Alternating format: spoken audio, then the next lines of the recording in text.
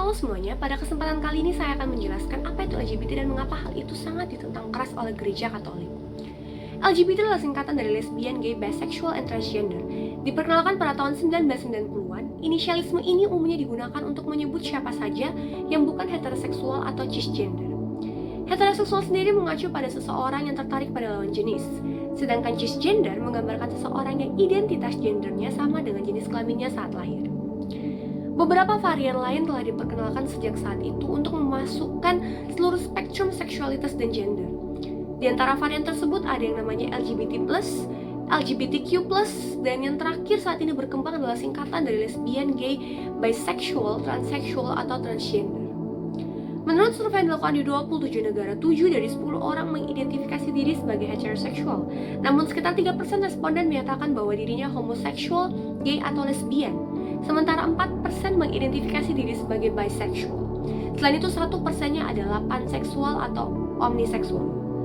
Panseksualitas sendiri menggambarkan orang-orang yang merasa tertarik pada orang lain tanpa memandang jenis kelamin, biologis, gender, atau identitas gender mereka.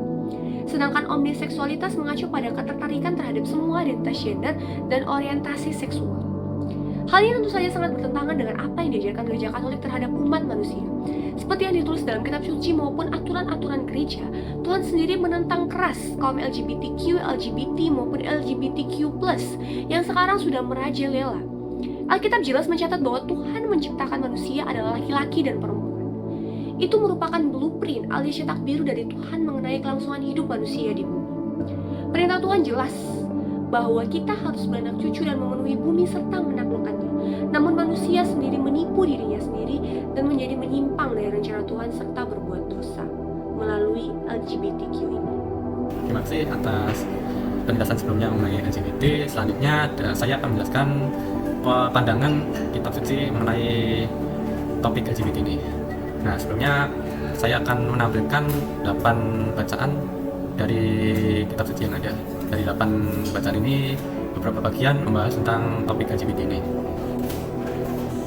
Nah, untuk bacaan pertama yaitu Kejadian bab 1 ayat 27 sampai 28. Di sini akan saya bacakan, maka Allah menciptakan manusia itu menurut gambarnya, menurut gambar Allah diciptakannya dia laki-laki dan perempuan, diciptakannya mereka. Allah memberkati mereka, lalu Allah berfirman pada mereka, beranak cuculah dan bertambah banyak, penuhilah bumi dan taklukkanlah itu. Berkuasalah atas ikan-ikan di laut dan burung-burung di udara dan atas segala binatang yang merayap di bumi. Nah, dari bacaan ini kita dapat simpulkan bahwa Allah sendiri sudah memberikan kita sebuah pilihan untuk berkeluarga, yaitu laki-laki menikah dengan perempuan lalu berketurunan. Nah, dari sini itu kita pastikan bahwa perbuatan LGBT itu menyalahi kodrat yang sudah ditentukan oleh Allah. Nah, untuk bacaan kedua yaitu Kejadian bab 2 ayat 18 sampai 25. Tuhan Allah berfirman, tidak baik kalau manusia itu seorang diri saja. Aku akan menjadikan penolong baginya yang sepadan dengan dia. Lalu Tuhan Allah membentuk dari tanah segala binatang hutan dan segala burung di udara. Dibawanyalah semuanya kepada manusia itu untuk melihat bagaimana ia menamainya dan seperti nama yang diberikan manusia itu kepada tiap-tiap makhluk yang hidup. Demikianlah nama-nama itu. Manusia itu memberi nama kepada segala ternak, kepada burung-burung di udara, dan kepada segala binatang hutan. Tetapi baginya sendiri ia tidak menjumpai penolong yang sepadan dengan dia. Lalu Tuhan Allah membuat manusia itu tidurnya. Ketika ia tidur, Tuhan Allah mengambil salah satu rusuk daripadanya, lalu menutup tempat itu dengan daging. Dan dari rusuk yang diambil Tuhan Allah dari manusia itu, dibangunnya seorang perempuan, lalu dibawanya kepada manusia itu. Lalu berkatalah manusia itu, inilah dia tulang dari tulangku dan daging dari dagingku. Ia akan dinamai perempuan sebab ia diambil dari laki-laki. Sebab itu seorang laki-laki akan meninggalkan ayahnya dan ibunya dan bersatu dengan istrinya, sehingga keduanya menjadi satu daging. Mereka keduanya telanjang, manusia dan istrinya itu, tetapi mereka tidak merasa malu. Nah, dari sini juga Tuhan menegaskan bahwa hubungan LGBT itu tidak selaras dengan kehendak Tuhan, di mana Tuhan sendiri itu menghendaki manusia itu menikah antara laki-laki dan perempuan. Lalu untuk bacaan ketiga yaitu Kejadian bab 19 ayat 4 sampai 5. Dari sini saya baca, tetapi sebelum mereka tidur, seorang laki-laki dari kota Sodom itu dari yang muda sampai yang tua, bahkan seluruh kota tidak ada yang kecuali datang mengepung rumah itu. Mereka berseru kepada Lot, "Di manakah orang-orang yang datang pada malam ini? Bawa mereka keluar kepada kami, supaya kami pakai mereka." Ini hanya penggalan semata dari kisah penuh dari bab 19. Kalau kita lihat bacaan penuhnya dari bab 19 ini menceritakan ada sebuah wilayah Sodom dan Gomora. Wilayah Sodom dan Gomora itu wilayah yang melakukan perbuatan-perbuatan buruk. Nah, salah satunya itu LGBT antara penduduk laki-laki sesama laki-laki. Nah, dari bacaan ini 4-5 itu ada seorang laki-laki bernama Lot. Di sini didatangi oleh dua malaikat Tuhan yang menyamar untuk tinggal di sana sementara. Nah, dari sini itu Lot berusaha untuk melindungi kedua orang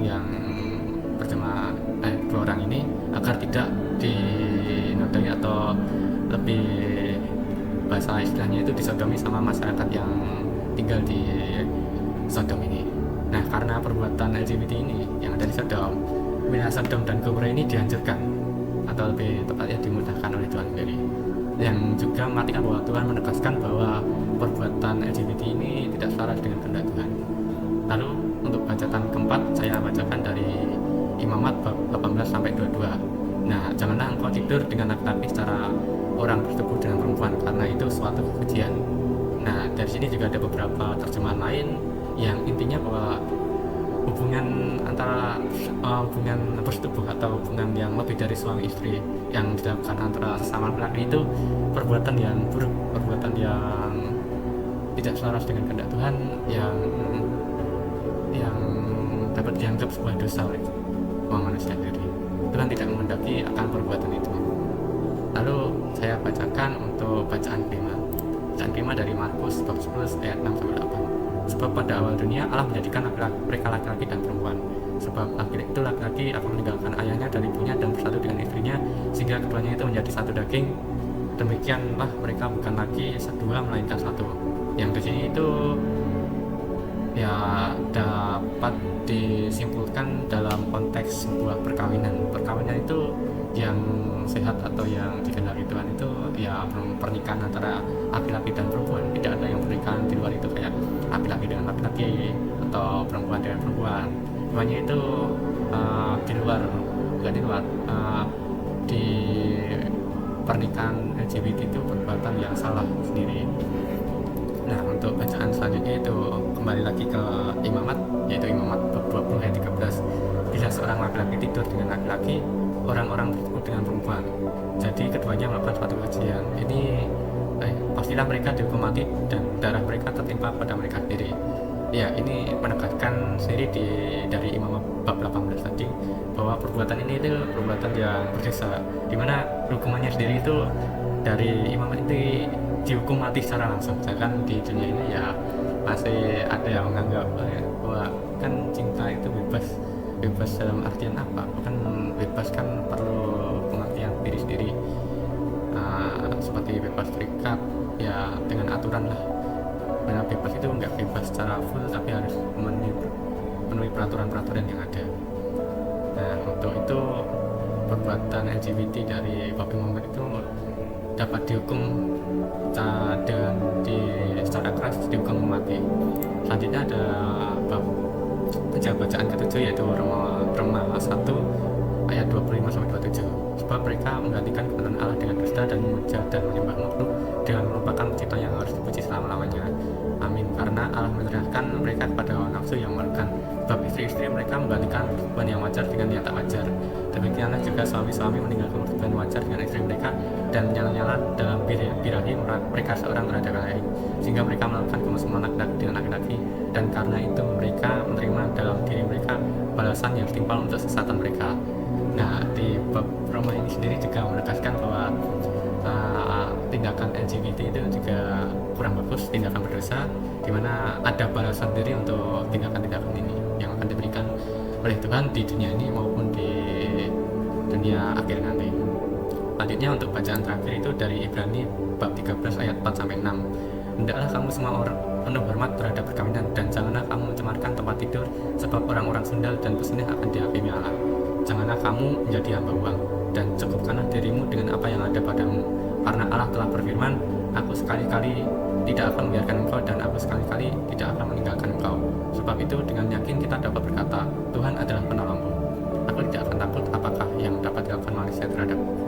Nah, dari sini Tuhan memberikan kepastian bahwa sebenarnya sakramen perkawinan itu sakramen yang suci. Tidak ada konteks mana LGBT bisa masuk atau diizinkan untuk melakukan perkawinan sendiri di agama Katolik. Nah, ditegaskan di bab Ibrani ini.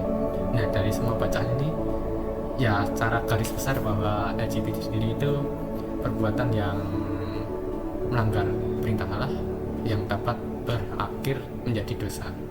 Nah, hubungan antara pandangan kitab suci terhadap topik LGBT ini.